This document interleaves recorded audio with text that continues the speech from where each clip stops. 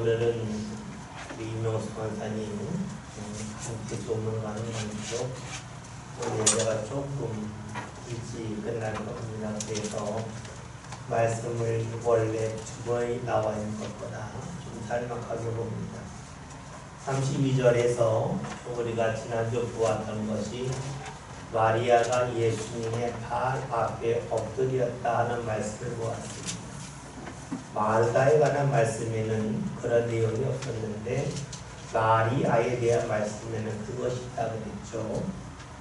이것은 바로 주님과의 공관적인 위치를 말하는 게 아니라 주님과의 관계를 말해주고 있다 하는 것을 보았습니다. 신앙이 무엇인가? 내가 주님 발 앞에 엎드리는 거라 그랬습니다. 주님 발 앞에 엎드린다는 것은 내가 주님 아래에 있다고 하는 그러한 믿음을 표현하는 것이 되겠죠. 이 신앙은 주님을 인정하는 겁니다. 주님을 인정해서 주님의 발 아래 내가 있다고 하는 것이죠. 이것은 내 생각보다 주님의 생각이 월등하다, 비교할 수 없다는 것을 인정하는 것이 신앙입니다. 내 지혜가 아무리 세상에서 뛰어나다 할지라도 주님의 지혜에 비하면 아무것도 아니라고 하는 것이 바로 신앙이고, 말씀대로 하면 예수님 발 아래 엎드린 것이 되죠. 우리가 고린도전서 1장에 있는 말씀을 보면 하나님의 미련한 것이 사람의 지혜보다 더 지혜있다는 말씀이 있습니다. 이것은 하나님에게 미련함이 있다는 것이 아니라 하나님의 뜻이 미련해 보이는 것처럼 보여도 실상은 사람들의 지혜보다 월등하다고 하는 것을 표현해 주는 것이 되겠죠. 신앙은 내가 주님과의 관계를 어떻게 설정하냐에 따라서 성장의 범위가 결정됩니다. 다시 말하면 주님 앞에서 내가 늘 발 아래 있는 사람, 주님을 월등하게 인정하는 사람은 신앙의 집을 짓는다 할지라도 계속해서 집을 높여갈 수가 있어요. 반면에 주님을 제대로 인정하지 않는다면 신앙의 집을 지을 수는 있겠지만 그 신앙의 집 높이가 일정 범위를 더 이상 뛰어넘을 수가 없습니다. 그러니까 우리가 주님을 인정하는 만큼 우리의 신앙이 성장하는데, 주님을 온전히 인정한다면 우리의 신앙은 계속해서 성장하게 되어 있고, 일정 부분에서만 주님을 인정한다면 우리의 신앙은 일정 부분까지만 성장하고 어느 선부터는 멈출 수밖에 없다는 것이 되겠죠. 우리가 오늘 말씀 32절을 읽었는데요. 21절에서 마르다가 하는 고백도 똑같죠. 주께서 여기 계셨더라면 내 오라비가 죽지 아니했겠나이다. 고백이 있습니다. 지난주 보았던 것처럼 고백의 내용은 같아요. 그러나 고백하는 이의 자세가 다릅니다. 같지만 다름이 있습니다. 말은 같은데 자세가 다릅니다.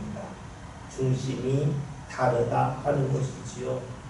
우리가 신앙생활 할 때에 겉모습이 아니라 중심이 어떠한가가 중요합니다.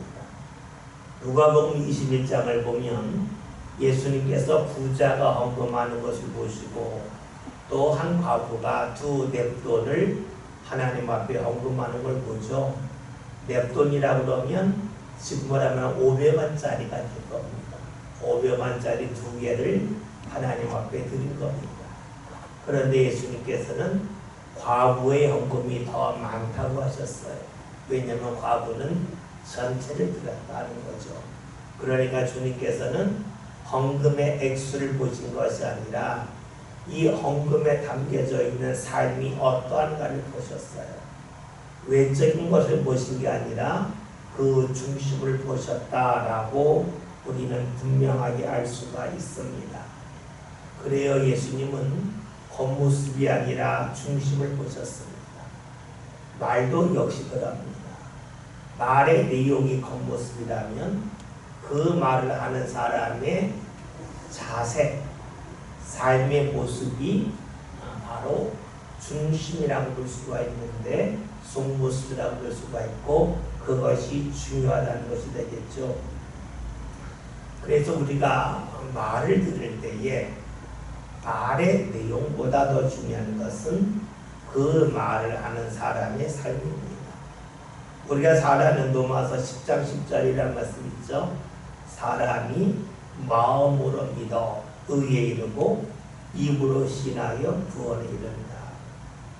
주님께서 하신 말씀은 먼저 마음으로 믿고 나서 입으로 시인할 때에 그 시인하는 말을 주께서 받으셔서 구원의 자를 이끄신다는 겁니다. 그런데 문제는 이거예요. 주님은 이것을 다 알고 계세요.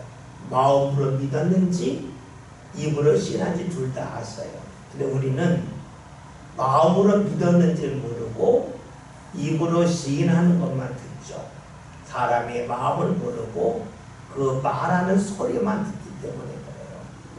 그래서 우리가 늘 신앙생활 때 조심해야 될 것이 무엇이냐면 어떤 말에 너무 현혹되지 말아야 된다는 것입니다.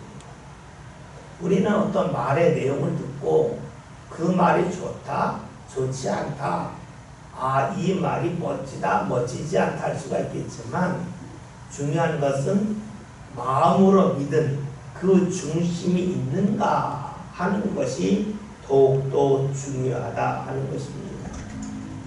사람들이 마음으로 믿는 이 단계를 건너뛰어서 입으로 시인하는데 우리는 매달릴 가능성이 무척이나 많습니다.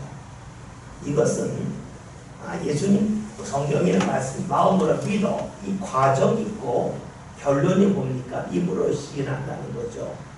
과정이 없는 결론은 위험합니다. 그래서 과정을 잘 밟는 것이 중요해요. 근데 이 과정을 잘 밟았는지 안 밟았는지 어떻게 하나? 그것은요 변화가 나타납니다. 결과만 아는 사람은 과정을 몰라요. 조금만 상황이 달라지면 모릅니다.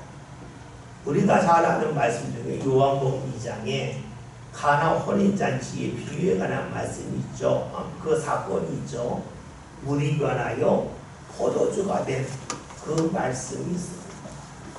그런데 거기서 알려준 게 뭐냐면 그 잔치를 베푼 사람은 그 포도주 맛은 알지만 이것이 어떻게 해서 자신의 상에 올라왔는지 모릅니다. 맛이라고 하는 결과만은 알지 이 마시는 포도주가 어떤 과정을 통하여 이 자리에 올라왔는지 몰라요. 그런데 성경에서는 하인들은 알더라라는 말씀이 있어요.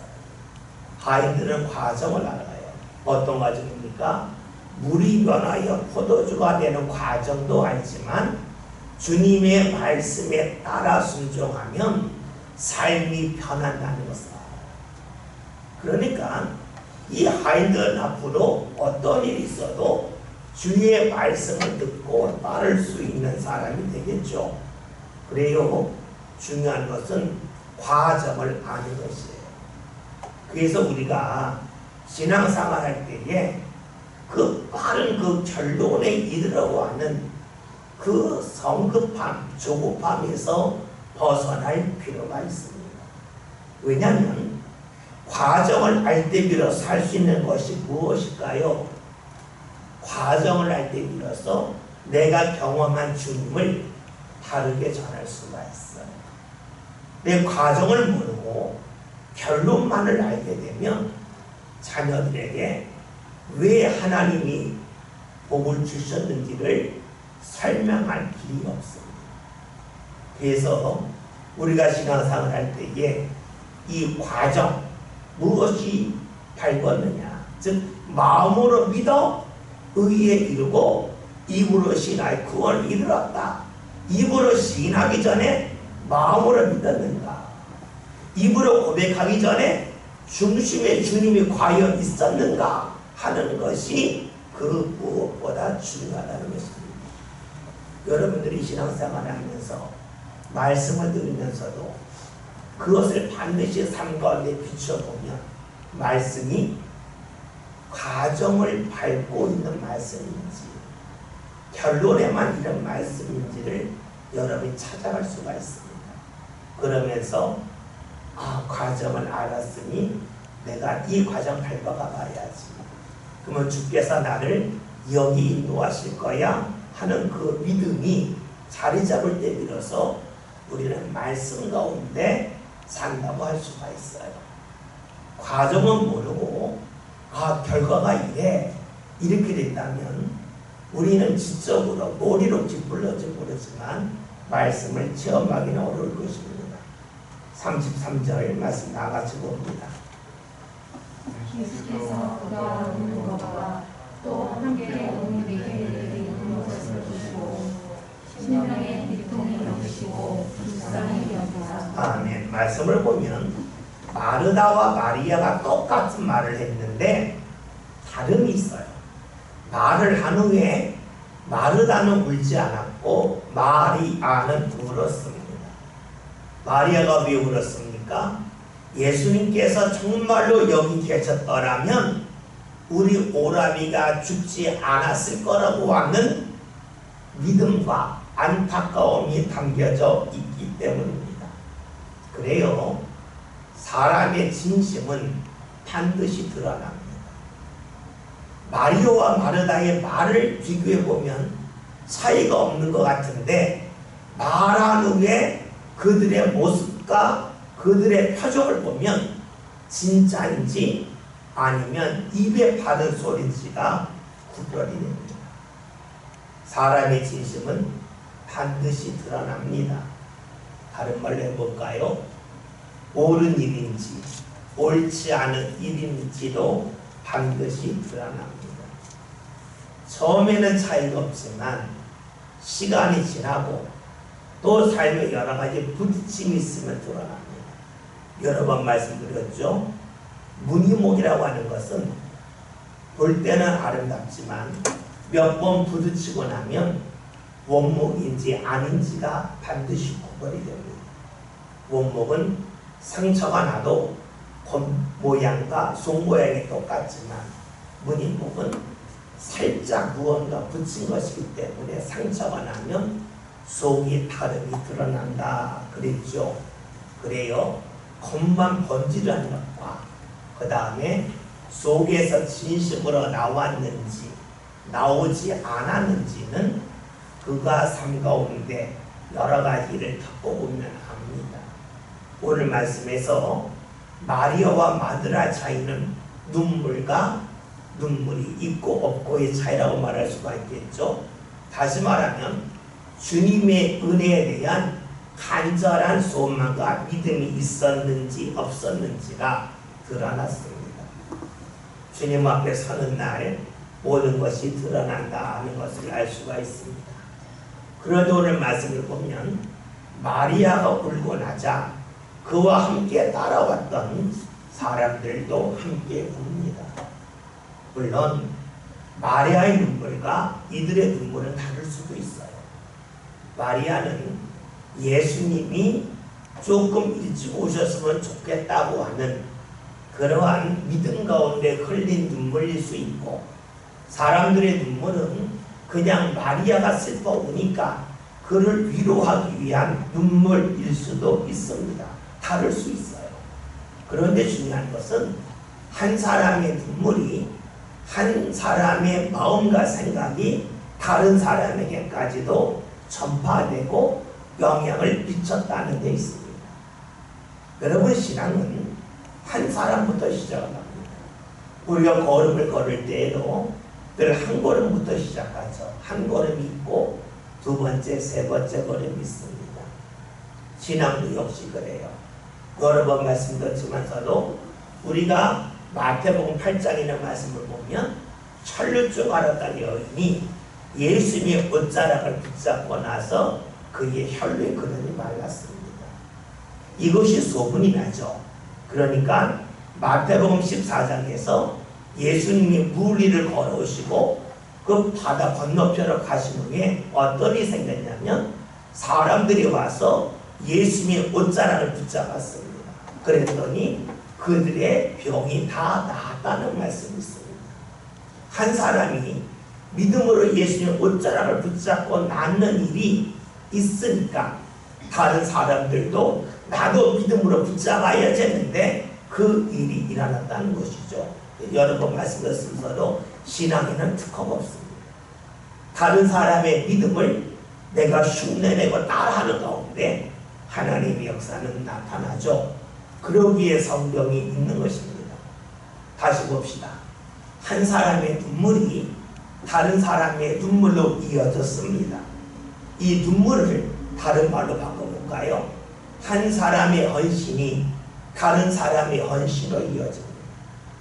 한 사람의 기도가 다른 사람의 기도로 이어집니다. 한 사람의 신앙이 다른 사람의 신앙으로 이어집니다.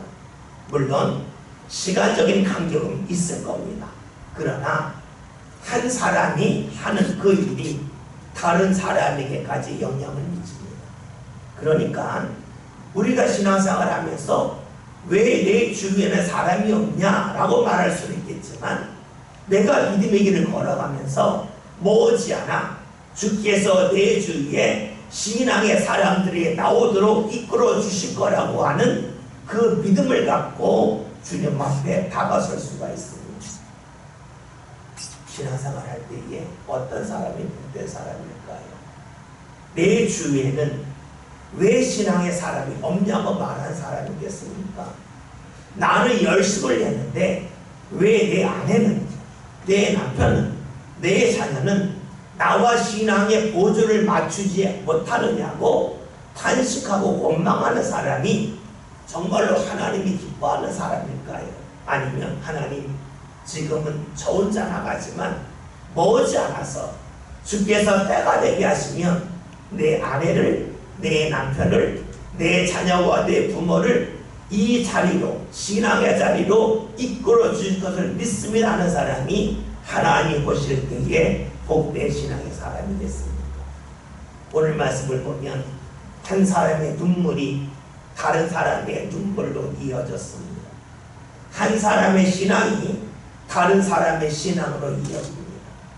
그러기에 우리들이 바라봐야 할 것은 내 주위에 사람이 없다가 아니라 주께서 나를 받으시면 내 주위에 함께할 신앙의 사람들을 주께서 불러 모아주실 거라고 하는 그 믿음을 가질 필요가 있습니다. 늘 기억합시다. 주님께서는 우리를 좋은 길로 인도해 주시는 분이기에 우리 입에서는 원망보다는 주님이 나를 통하여 하신 일에 대한 기대와 소망과 감사가 그 무엇보다 중요하다는 것이지요. 여러분, 오늘 말씀을 보면 마리아가 울고 다른 사람이 우는 것을 보시고 예수님이 비통해 하셨습니다. 비통했다는 말을 다른 표현으로 하면 예수님이 신음했다라고 표현할 수가 있습니다. 여러분 봅시다. 마르다가 같은 말을 했을 때에 예수님은 비통해 하지 않았습니다. 그런데 마리아가 말했을 때에 예수님이 비통해 하셨습니다. 똑같은 말이지만 누가 말했을 때에는 예수님의 마음이 움직이지 아니하지만 누가 말했더니 주님의 마음이 움직입니다. 달려볼까요? 누가 기도했더니 주님의 마음이 움직이지 않았는데 누가 기도했더니 주님의 마음이 움직였습니다. 우리가 잘 아는 말씀 중에 야고보서 5장이라는 말씀을 보면 엘리야는 우리와 성정이 같은 사람이로되 그가 비가 오기를 간절히 기도한즉 주께서 응답하셨다는 말씀이 있습니다. 중요한 것은 무엇입니까? 우리와 같은 사람이지만 얼마나 간절함이느냐, 얼마나 믿음으로 구했느냐에 따라서 주께서 응답하실 수도 있고 응답하지 아니할 수도 있다는 겁니다. 이것을 다른 각도로 보면 이렇게 볼 수가 있습니다. 주님께서는 우리를 사랑하십니다. 우리를 사랑하시기에 우리에게 은혜를 베푸시는데, 은혜 베푸실 때에 우리가 감당할 수 있는 범위에서 은혜를 베푸십니다. 우리가 감당할 수 있는 범위라고 하는 것은 다른 말로 하면 신앙의 그릇의 크기라고 말할 수가 있겠죠. 보세요. 예수님께서 콜라 1.5리터를 준비했다고 가정해 봅시다. 그런데 내가 준비한 컵이 조그만 종이컵이라 그러면 예수님이 거기에다가 채울 수 있는 종이컵 분량이에요. 더 많이 부으시면 어떻게 될까요? 흘러내리겠죠. 그러면 예수님이 콜라 1.5리터를 가지고 우리가 종이컵을 갖고 있을 때에 얼만큼 부어주실까요? 거기까지만 부으셔요. 그 이상 붓지 않으세요. 그 이상을 부으면 흘러 넘쳐서 우리의 손이 끈적끈적해질 것이기 때문이죠. 반면에 500cc 컵을 준비했다면 거기에 맞게 부으실 거고 더 이상 붓지 않으셔요. 왜요? 부으면 손이 끈적끈적해지기 때문에 그래요. 그렇다면 알 수 있는 것이 있어요. 왜 주님께서 마르다가 말했을 때에 주께서 마음이 많이 안 움직이셨을까? 그가 준비한 분량이 거기까지뿐이기 때문입니다. 그래요. 주님은 우리를 사랑하시기 때문에 우리가 감당할 수 있는 범위에서 은혜를 베풀어 주십니다. 감당할 수 있는 범위라고 하는 것은 다른 말로 하면 우리가 준비한 신앙의 그릇의 범위에서 주의 은혜가 임한다는 것을 알 수가 있습니다. 오늘 말씀을 보면 예수님이 마음이 비통하셨다 그랬습니다. 마리아를 통해서 또 그와 함께 웃는 사람을 통해서 주의 마음이 비통하셨다, 주의 마음이 움직였다는 겁니다.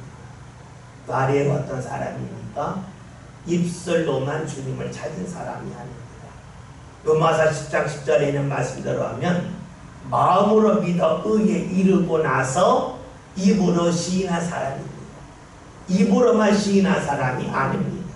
신앙의 과정을 충분히 밟고 겪은 사람의 그 고백 속에서 주의 마음이 움직였습니다. 여러분, 그렇다면 주님께서는 한 사람 때문에 마음이 움직이신다는 것을 볼 수가 있어요.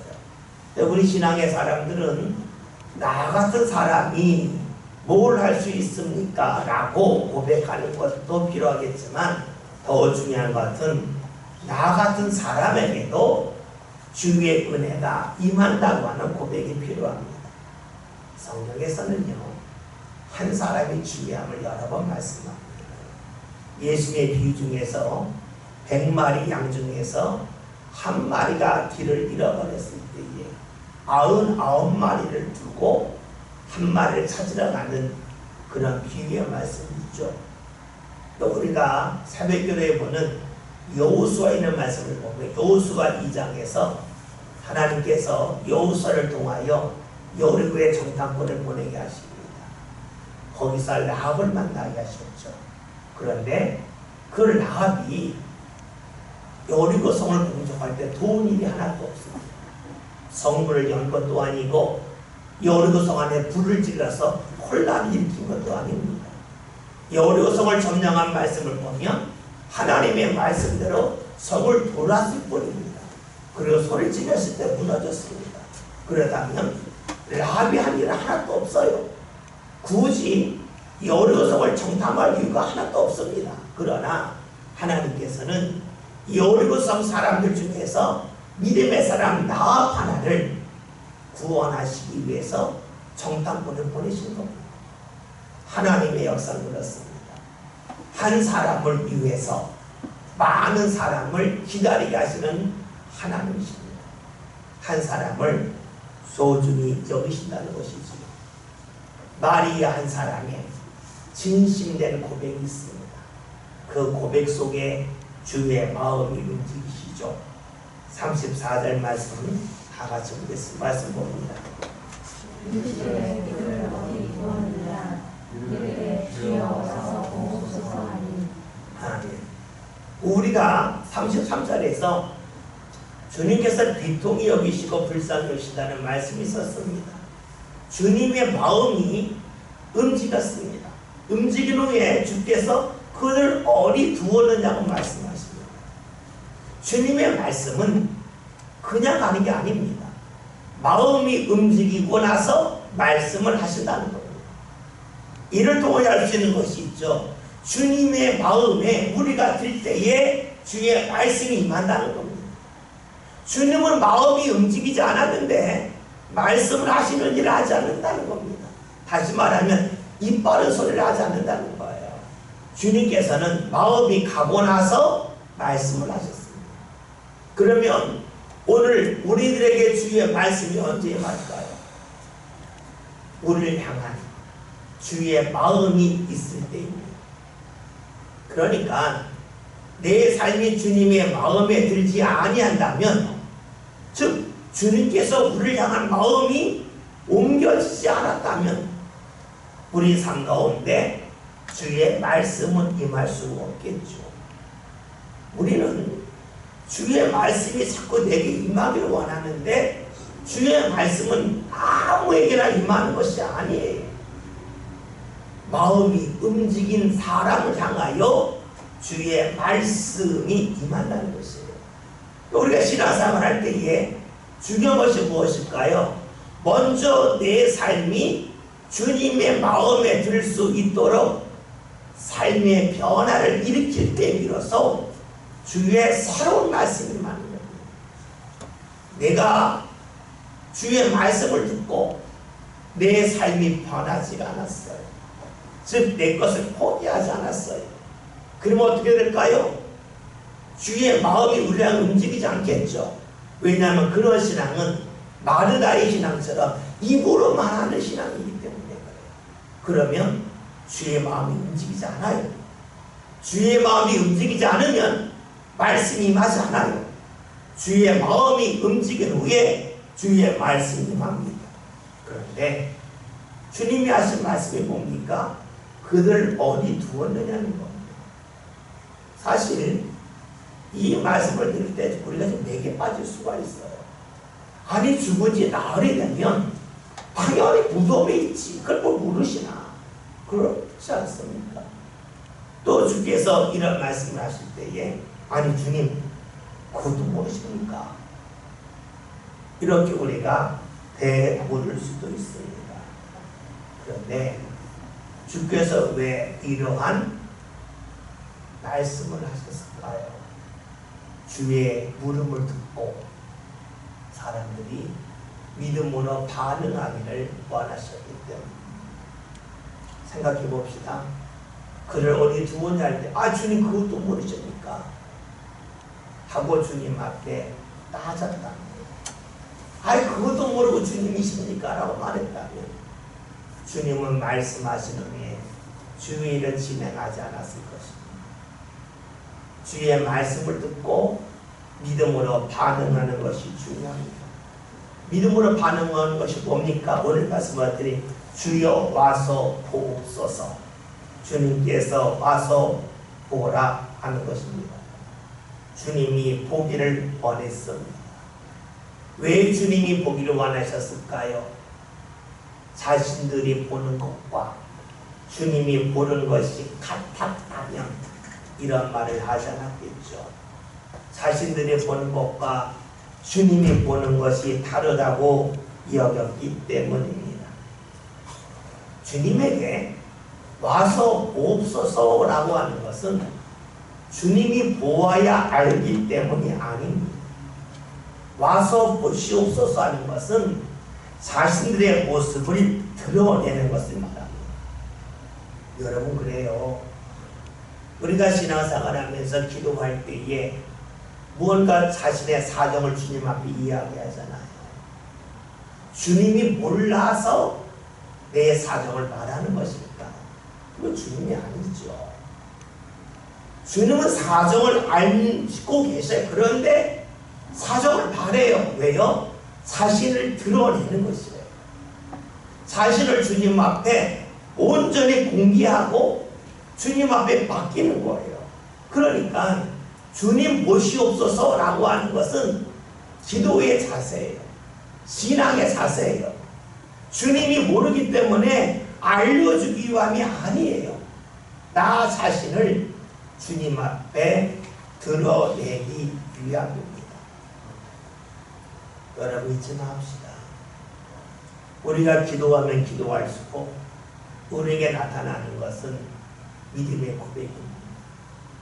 나를 드러내면 드러낼수록 주님 앞에 드러낼 것이 더 많이 있음을 알게 됩니다.